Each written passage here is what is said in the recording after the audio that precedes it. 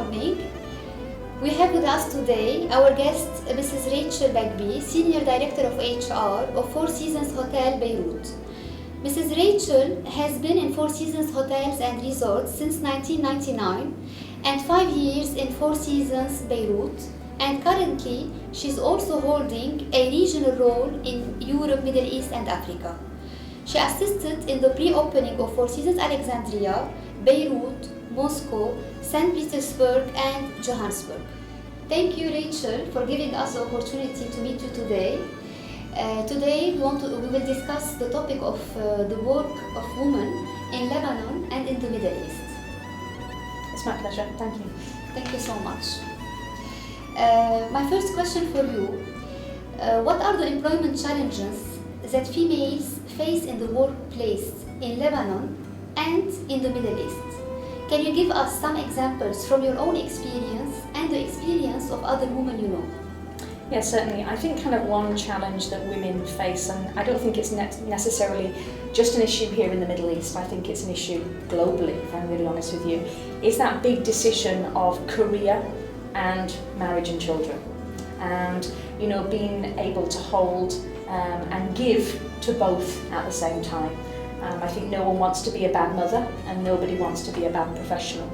I think if I draw upon my experience in Alexandria first, when I was there for the pre-opening of the hotel and involved in the mass hiring for the property, and we had a real problem attracting women, and a lot of it was to do with the culture in Egypt, and the fact that there's a lot of very highly educated young women in Egypt, but from a family point of view, sadly their role is seen as to get married and to have children and not necessarily to have careers.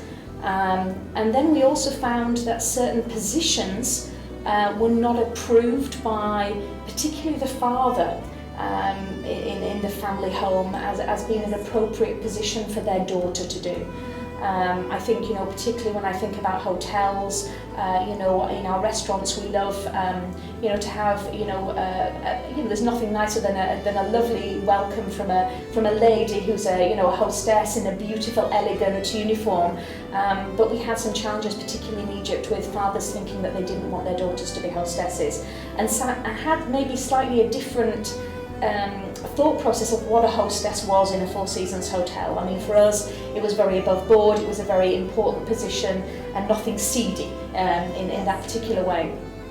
I think here in Lebanon, as you said, I was here in 2009 initially in Beirut. Was involved in setting up the management team, and then came back and did the pre-hiring of the employees before the opening. And again, I think in Lebanon, I would say it's less of a challenge.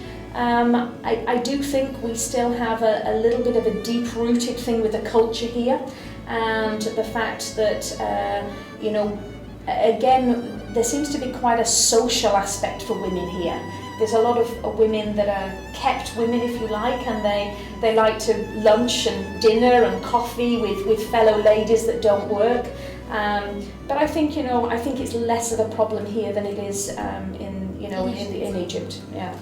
What do you suggest should be done by government or private sectors to increase the women's participation in the workplace in Lebanon? That's a really good question, you know, Rania, and you know, I think, you know, we'll talk particularly about Lebanon because that's, you know, obviously where you want me to answer.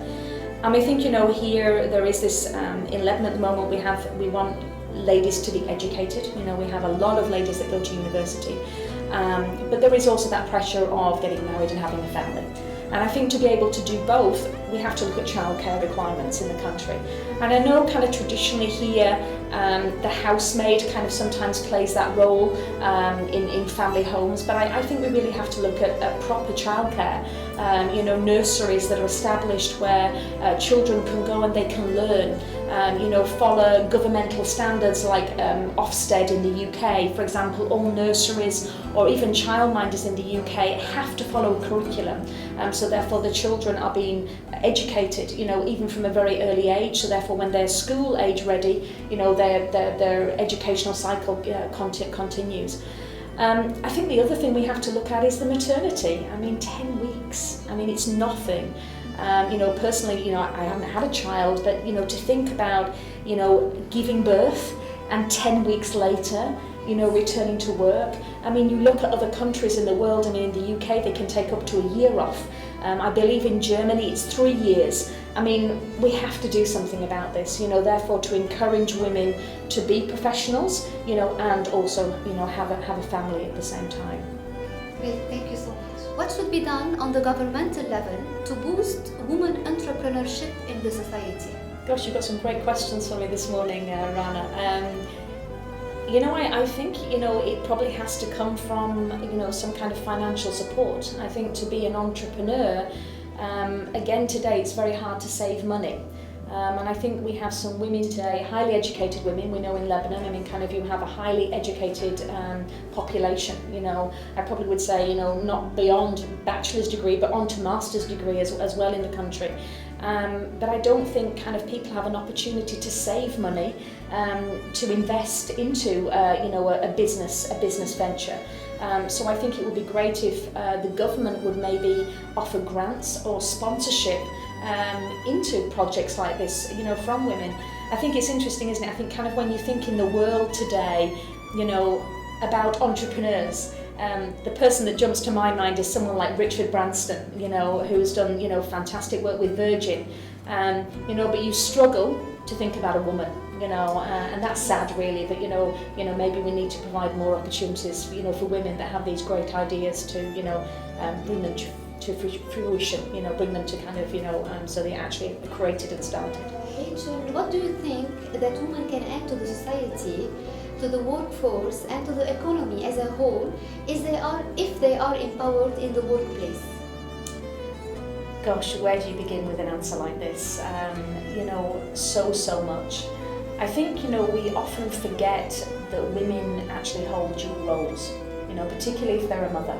They run a family home, and that in itself is a job. Yeah? And if you think about the skills that are needed to run a family home, women bring these skills and this experience to the workplace.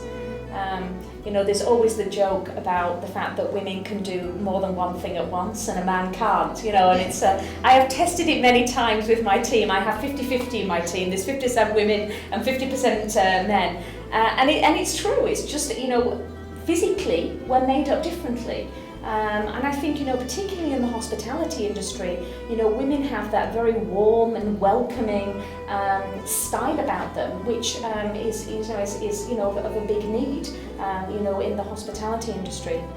I think it's also interesting to look at where women spend their money as well.